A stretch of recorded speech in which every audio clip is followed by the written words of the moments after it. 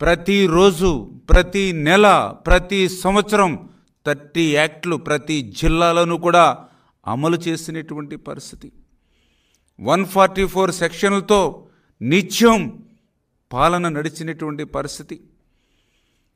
మాలాంటి ప్రజాప్రతినిధుల ఇంటికి కూడా తెల్లవారుజామునే న్యూస్ పేపర్ వేసేవాడి కంటే ముందు పోలీసులు వచ్చి హౌస్ అరెస్టులు చేసేటువంటి పరిస్థితి.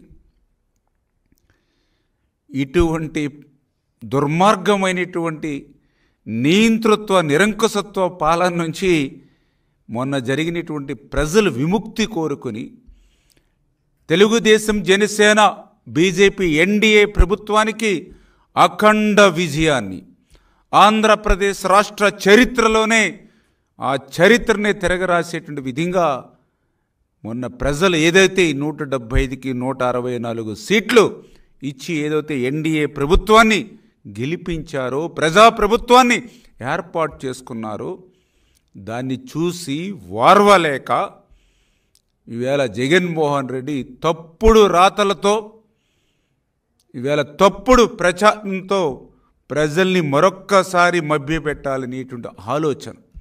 ఎందుకంటే జగన్మోహన్ రెడ్డి చరిత్ర అంతా కూడా అబద్ధాలు, అసత్యాలు.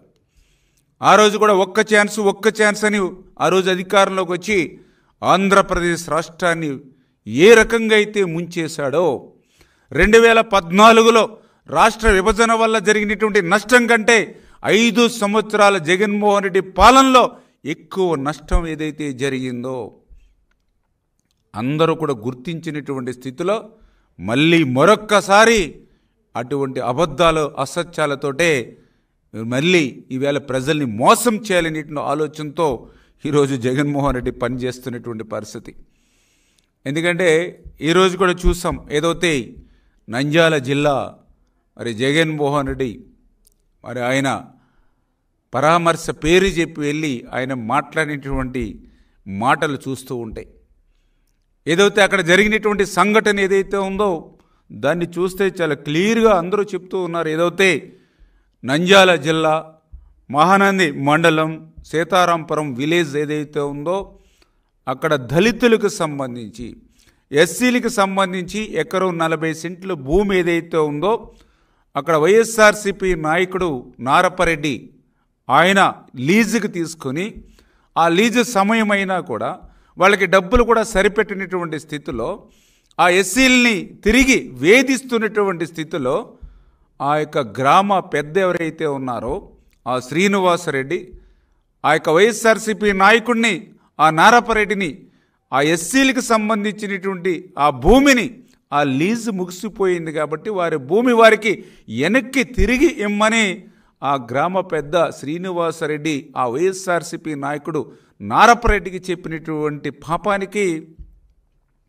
ఆ వైఎస్ఆర్సీపీ నాయకుడు నారపరెడ్డి ఆయన అనుసూయులు ఆగస్టు 3వ తేదీన శ్రీనివాసరెడ్డి వాళ్ళ కుటుంబ సభ్యులు వాళ్ళ సోదరుల ఇంటి మీద దాడి చేసినటువంటి పరిస్థితి కూడా ఈవేళ రికార్డ్స్లో అన్నిట్లోనూ ఉన్నటువంటి పరిస్థితి.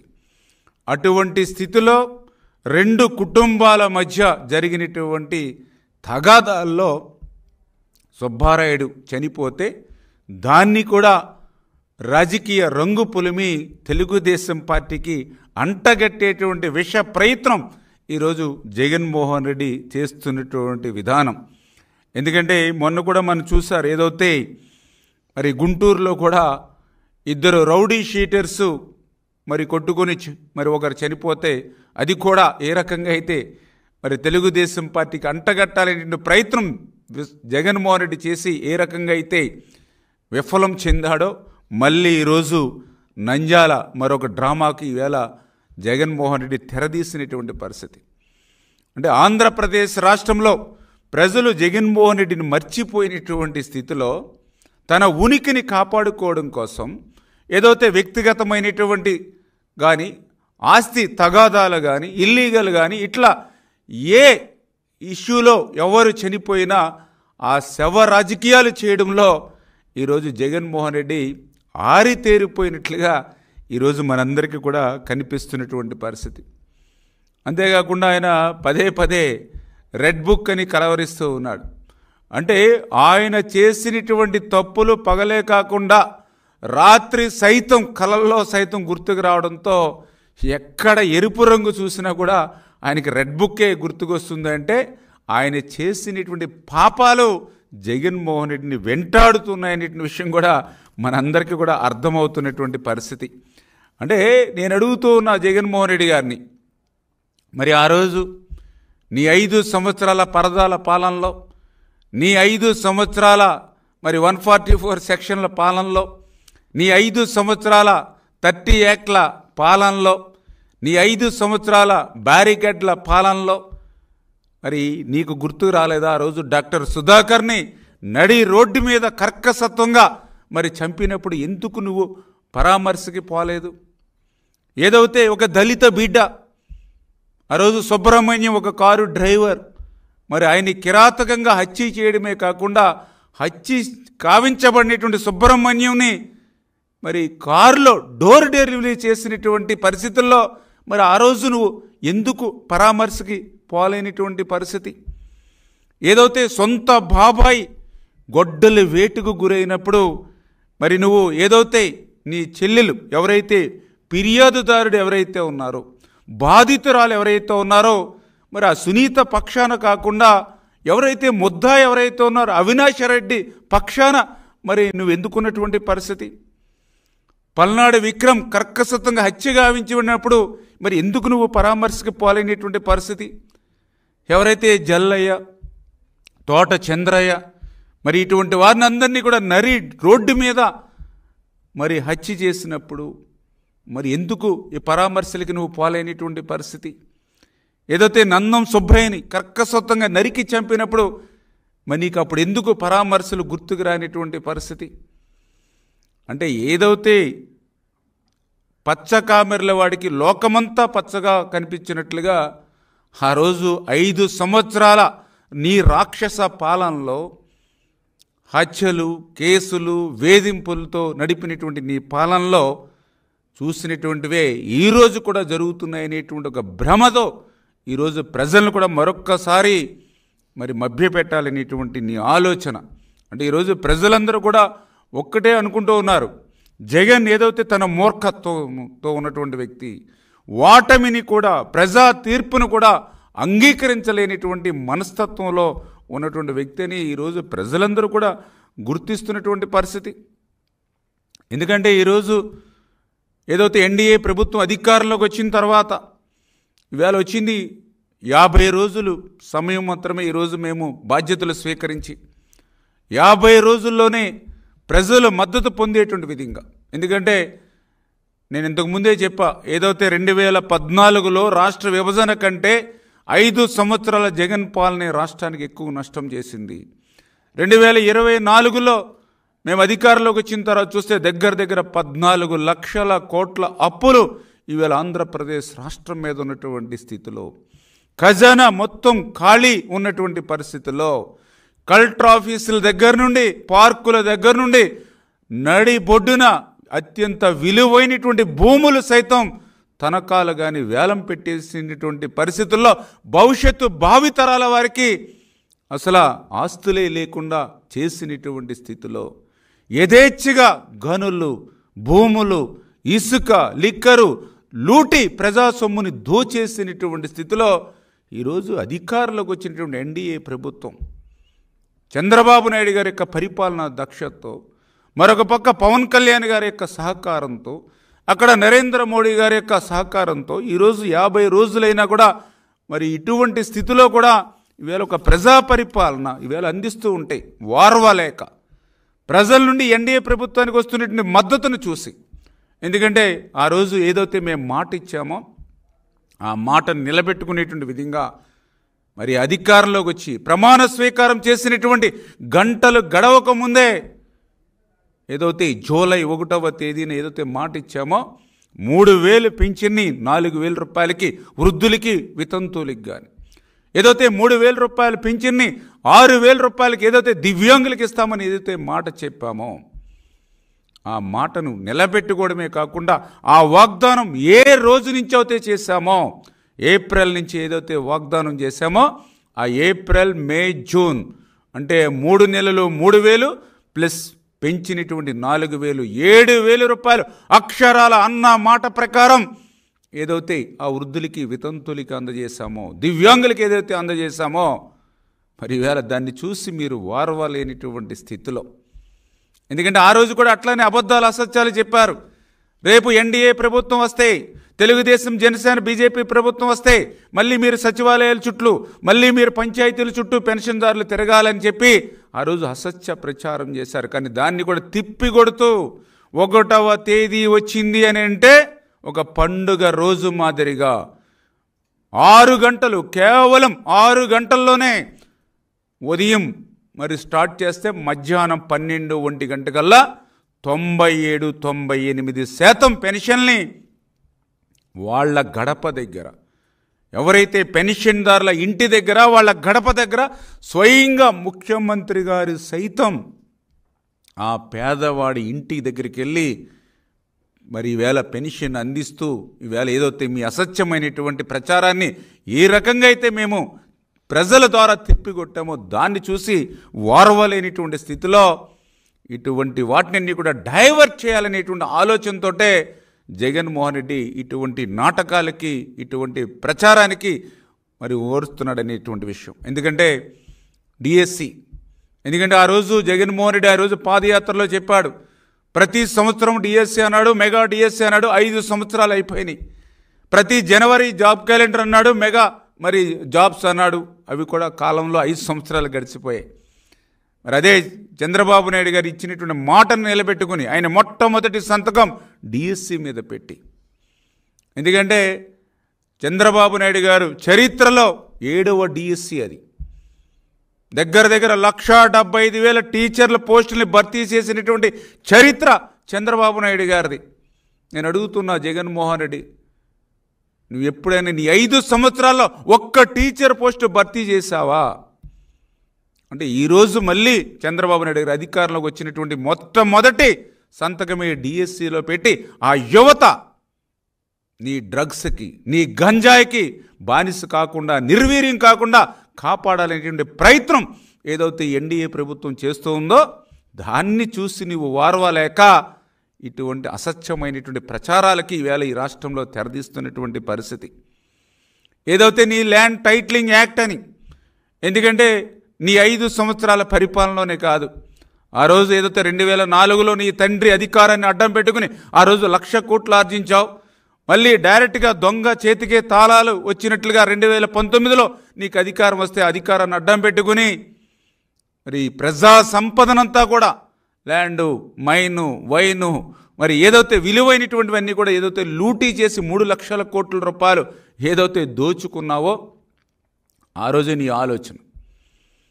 తండ్రి అధికారం ఉన్నప్పుడు లూటీ చేశా, నాకు స్వయంగా 5 సంవత్సరాలు ముఖ్యమంత్రిగా లూటీ చేశా, మళ్ళీ రేపు తిరిగి అధికారంలోకి వచ్చాక ఆంధ్రప్రదేశ్ రాష్ట్రంలో లూటీతోటి ఇంక ఏమీ మిగలడం లేదు ప్రభుత్వాస్తులు, అంచేత ప్రజా ఆస్తులను కూడా కొల్లగొట్టాలనేటువంటి నీ ఆలోచనలో భాగంగా నువ్వు తీసుకొచ్చినటువంటి ల్యాండ్ టైటిలింగ్ యాక్ట్ ఏదైతే ఉందో దాన్ని ఈవేళ రద్దు చేశామో. మరి ప్రైవేట్ ఆస్తుల్ని నీ పరం కాకుండా ఆలోచనతోటి మరి ఏదైతే ఆ రోజు మాట ఇచ్చాం, అధికారంలోకి వచ్చాక ఆ ల్యాండ్ టైటిలింగ్ యాక్ట్ని రద్దు చేస్తామని ఏదైతే మాట ఇచ్చామో ఆ మాటకు కట్టుబడి మొన్న అసెంబ్లీలో తీర్మానం చేసి ఈవేళ ప్రజల్లో, ఈవేళ ఏ గ్రామానికి పోయినా, ఏ వార్డుకి పోయినా, ఏ వాడకు పోయినా ప్రజల్లో మళ్ళీ ఒక ధైర్యం వచ్చింది. ఎస్, నా తాత ముత్తాతల ఆస్తి నా పక్షాన ఉంది, నా డాక్యుమెంట్స్ నా పక్షాన ఉన్నాయి, నా పాస్బుక్లు నా పక్షాన ఉన్నాయి, నా 10 అడంగులు నా పక్షాన ఉన్నాయి అని ఈవేళ ప్రతి ఒక్కరూ కూడా ఈవేళ ధైర్యంగా ఉన్నారు. నీ ల్యాండ్ టైటిలింగ్ యాక్ట్ రద్దు చేయడం ద్వారా దాన్ని చూసి నువ్వు వారవలేక ఈరోజు ఇటువంటి అసత్యమైనటువంటి ప్రచారానికి ఏదైతే అన్నా క్యాంటీన్లు ఆ రోజు 5 రూపాయలకే అల్పాహారం, 5 రూపాయలకే మధ్యాహ్న భోజనం, 5 రూపాయలకే సాయంత్రం భోజనం, 15 రూపాయలు పెడితే పేదవాడు రోజంతా కూడా కడుపు నిండేటువంటి విధంగా పట్టెడు అన్నం పెట్టేటువంటి అన్నా క్యాంటీన్లు నిర్దాక్షిణ్యంగా రద్దు చేస్తే మళ్ళీ రేపు ఆగస్టు 15వ తేదీ నుంచి ఆంధ్రప్రదేశ్ రాష్ట్ర వ్యాప్తంగా ఏదైతే అన్నా క్యాంటీన్ని ప్రారంభిస్తున్నామో దాన్ని చూసి నువ్వు వారవలేక ఇటువంటి మరి అసత్యమైనటువంటి ప్రచారానికి ఈవేళ తెరదీస్తున్నటువంటి పరిస్థితి ఈవేళ ఈ ఆంధ్రప్రదేశ్ రాష్ట్రంలో మా అందరికీ కూడా కనిపిస్తున్నటువంటి పరిస్థితి. అంటే నీ 5 సంవత్సరాల్లో గట్టిగా మాకు ఏదైనా ఆనందం వచ్చినా నవ్వుకునేటువంటి పరిస్థితి లేదు. మాకు ఏదైనా బాధ అనిపించి కనీసం కన్నీళ్లు పెట్టుకుందామన్నా కూడా అటువంటి హక్కు కూడా 5 సంవత్సరాల్లో నీ పాలనలో మేము కోల్పోయినటువంటి పరిస్థితి. ఇప్పుడిప్పుడే ప్రజలందరూ కూడా రాష్ట్రంలో కొంత పాజిటివ్ దృక్పథంతో ఆనందంగా సంతోషంగా ఒక్కొక్క అడుగు ముందుకెయ్యాలని ఈవేళ ప్రజలు ముందుకెళ్తూ ఉంటే మరి ఈవేళ నువ్వు దాన్ని కూడా అడ్డుకునేటువంటి విధంగా ఈ ఆంధ్రప్రదేశ్ రాష్ట్రానికి ఏదైతే పరిశ్రమలు పారిశ్రామికతలు తీసుకొచ్చి మళ్ళీ ఒక విద్య ఉద్యోగ ఉపాధి అవకాశాలు కల్పించాలనేటువంటి ఆలోచనతో ఈవేళ చంద్రబాబు నాయుడు గారు పవన్ కళ్యాణ్ గారు పనిచేస్తూ ఉంటే ఆ పెట్టుబడులు రాకూడదు, ఆ పారిశ్రామికతలు రాకూడదు, ఆంధ్రప్రదేశ్ రాష్ట్రం అంటే నీ 5 సంవత్సరాల పాలనలో ఏ రకంగా అయితే భయభ్రాంతులకు గురి చేసావో అటువంటిదే మళ్ళీ ఈసారి పాలనలో కూడా కంటిన్యూ కావాలనేటువంటి ఆలోచనతో నీ అవినీతి పత్రిక, నీ కరపత్రికలను అడ్డం పెట్టుకుని ఈవేళ అటువంటి విష ప్రచారానికి ఈవేళ ఆంధ్రప్రదేశ్ రాష్ట్రంలో ఏదైతే పాల్పడుతున్నావో ప్రజలందరూ కూడా దీన్ని కూడా సీరియస్గానే తీసుకున్నారనే విషయాన్ని కూడా ఈ సందర్భంగా తెలియజేసుకుంటూ లా అండ్ ఆర్డర్ని మెయింటెనెన్స్ చేసేటువంటి ప్రభుత్వం తెలుగుదేశం ప్రభుత్వం. ఈరోజు మేము చెప్పడం కాదు, చరిత్ర చెప్తుంది. ఏదైతే ఆ రోజు మీరు చూసుకోండి, ఆ రోజు హైదరాబాదులో మనందరం కూడా చూసేవాళ్ళం. ఒక వినాయక చవితి వస్తే 100లాది మంది చనిపోయేవారు. మరి నెలల తరబడి వారాల తరబడి కర్ఫ్యూ ఉండేది హైదరాబాదులో. కానీ ఆ రోజు తెలుగుదేశం ప్రభుత్వం వచ్చాకనే అక్కడ మత కల్లోలను అరికట్టి లా అండ్ ఆర్డర్ని కాపాడింది తెలుగుదేశం పార్టీ. ఆ రోజు మీ అందరికీ తెలుసు, అటు రాయలసీమ కానీ ఇటు పల్నాడు కానీ ఎక్కడ చూసినా కూడా ఫ్యాక్షనిజం బుస్సల కొట్టేది. వేట కొడవలకి వేలాది మంది కుటుంబాలు బలైపోయేటువంటి పరిస్థితి. అటువంటి స్థితి నుంచి ఫ్యాక్షనిజంని రూపం మాపినటువంటి ప్రభుత్వం ఆనాడు తెలుగుదేశం ప్రభుత్వం, తెలుగుదేశం పార్టీ ఆంధ్రప్రదేశ్ రాష్ట్రంలో. ఆ రోజు నక్సలిజం మరి ఆ రోజు విజృంభించినటువంటి రోజుల్లో కూడా చంద్రబాబు నాయుడు గారు తన ప్రాణాలను సైతం పణంగా పెట్టి నక్సలిజంని మరి ఆయన అణిచి ఈవేళ ఒక శాంతి భద్రతల్ని ఈవేళ ఆంధ్రప్రదేశ్ రాష్ట్రంలో అందించినటువంటి పార్టీ తెలుగుదేశం పార్టీ. అటువంటి శాంతి భద్రతలను లా అండ్ ఆర్డర్ని ఎప్పుడు పెద్దపేట వేసేటువంటి పార్టీ తెలుగుదేశం పార్టీ. ఈరోజు దానికి తోడుగా ఈవేళ జనసేన బీజేపీ ఉండి చాలా క్లియర్గా చంద్రబాబు నాయుడు గారు కూడా ఒక మెసేజ్ని ఎప్పటికప్పుడు ఆయన కూడా చెప్తూ ఉన్నారు. ఏ పార్టీ అయినా తప్పు చేస్తే ఉపేక్షించేటువంటి పరిస్థితి ఉండదని చాలా క్లియర్గా ఒక మెసేజ్, ఎక్కడ ఏ సంఘటన జరిగినా తప్పు ఎవరిదైనా ఒక ముఖ్యమంత్రిగా ఆయన స్పందించి మాట్లాడుతూ ఉన్నారు. ఎప్పుడైనా నీ జీవితంలో ఎప్పుడైనా ముఖ్యమంత్రిగా ఎప్పుడైనా మాట్లాడావా? ఆ రోజు ఒక దళిత బిడ్డని డోర్ డెలివరీ చేసినప్పుడు కనీసం ఒక మెసేజ్ ఇచ్చి ఆ దళితుల్లో ఎప్పుడైనా ఒక ఆత్మస్థైర్యం నువ్వు ఇవ్వగలిగావా? నీ తాడేపల్లికి కోతవేటు దూరంలో ఒక దళిత ఆడబిడ్డ అత్యాచారం చేసి మరి చనిపోతే మరి ఆ రోజు ఒక్క మాట అయినా నువ్వు మాట్లాడగలిగావా?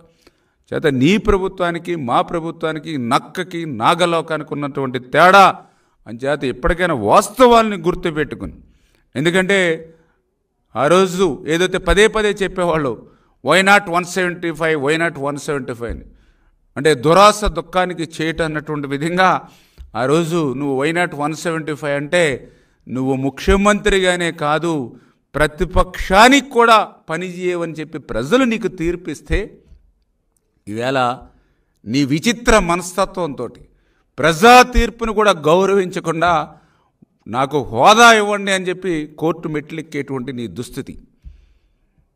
ఏదైతే ఈవేళ భద్రత, మరి ఈవేళ ప్రజలు నిన్ను ఒక ఎమ్మెల్యే స్థాయికి నిన్ను పరిమితం చేస్తే ఈవేళ అయినా నీకు Z+ కేటగిరీ ఒక మాజీ ముఖ్యమంత్రికి ఈ ప్రభుత్వం కల్పిస్తే అది కూడా నాకు సరిపోదు. ముఖ్యమంత్రికి ఏ స్థాయిలో అయితే భద్రత ఇస్తూ ఉన్నారో ఆ భద్రతకు మించి నేను గతంలో ముఖ్యమంత్రిగా ఉన్నప్పుడు ఏదైతే వేలాది మందితో నేను ఆ భద్రతను ఏర్పాటు చేసుకున్నానో అటువంటి భద్రతని ఇవ్వండి అని చెప్పి నువ్వు కోర్టు మెట్లు ఎక్కుతూ ఉంటే నీ జీవితం అంతా కూడా కోర్టులు అలవాటు అయిపోయినటువంటి పరిస్థితి. అంచేత నీకు ఆ కోర్టులకి వెళ్ళవలసింది ఇటువంటి ప్రతిపక్ష హోదా గురించో ముఖ్యమంత్రి భద్రత గురించో కాదు నువ్వు కోర్టుకి వెళ్ళవలసింది. ఏదైతే గత 10 సంవత్సరాల నుంచి బెయిల్ మీద ఉండి ఏదైతే పనిచేస్తున్నావో ఆ బెయిల్ రద్దు చేసుకుని నువ్వు కోర్టుకి వెళ్తావో జైలుకి వెళ్తావో అది నిర్ణయం తీసుకోవాల్సిన అవసరం ఉంది. ఏదైతే ప్రతి శుక్రవారం కూడా కోర్టులు మెట్లెక్కవలసినటువంటి నువ్వు దాన్ని తప్పించుకోవడానికి ఏదో కారణం చెప్పి కోర్టుకి వెళ్ళకుండా ఏదైతే చేసుకుంటున్నావో దాన్ని మానుకుని ప్రతి శుక్రవారం కోర్టుకు వెళ్ళి ఆ కేసుని త్వరితగతంగా విచారణకి సహకరించవలసిన అవసరం ఉంది తప్ప ఇట్లా అసంబద్ధమైనటువంటి విషయాలతో కోర్టుకు వెళ్ళి వృధా మరి కోర్టు సమయాన్ని కూడా వృధా చేయడం కూడా సమంజసం కాదు. ఖచ్చితంగా ఒక విషయాన్ని మాత్రం ఖచ్చితంగా గుర్తుపెట్టుకోవాలి ఈవేళ జగన్మోహన్ రెడ్డి. ఎందుకంటే నిన్ననో మొన్ననో మనం చూస్తాం మన పక్కనైనటువంటి బంగ్లాదేశ్లో ఏం జరిగిందో. బంగ్లాదేశ్లో ఆ రోజు ఉన్నటువంటి ఏదైతే మరి ప్రధాని షేక్ హసీనా మరి ఆ దేశాన్ని విడిచిపెట్టి బయటికి వెళ్ళిపోవాల్సినటువంటి పరిస్థితి వచ్చింది.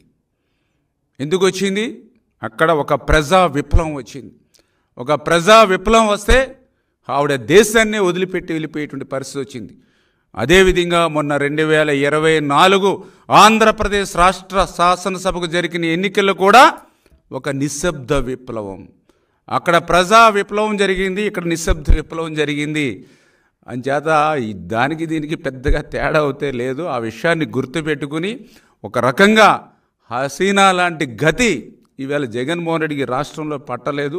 అంచేత కనీసం ఒక ఎమ్మెల్యేగా అయినా సరే ఏదైతే ఈ రాష్ట్రంలో ఇంకా పాలన మాకు ఏదైనా మెరుగ్గా చేయడానికి మీ దగ్గర ఏమైనా ఆలోచనలు కానీ ఏమైనా సలహాలు కానీ సూచనలు ఉంటే ఇవ్వండి తప్ప ఇప్పటికే 20 సంవత్సరాలు వెనక్కి ఏదైతే ఆంధ్రప్రదేశ్ రాష్ట్రాన్ని నీ పాత పరిపాలన నెట్టేశారో దాన్ని మరింత నెట్టేసేటువంటి విధంగా మీరు ప్రయత్నించి ఈ ఆంధ్రప్రదేశ్ రాష్ట్రానికి తెలుగు జాతికి ఇప్పటివరకు మీరు చేసిన ద్రోహం సరిపోతుంది. భవిష్యత్తులో ఇంకా ఇంతకు మించి అన్యాయం చేయొద్దని చెప్పి జగన్మోహన్ రెడ్డి గారికి కూడా మీ ద్వారా హితవు పలుకుతోంది.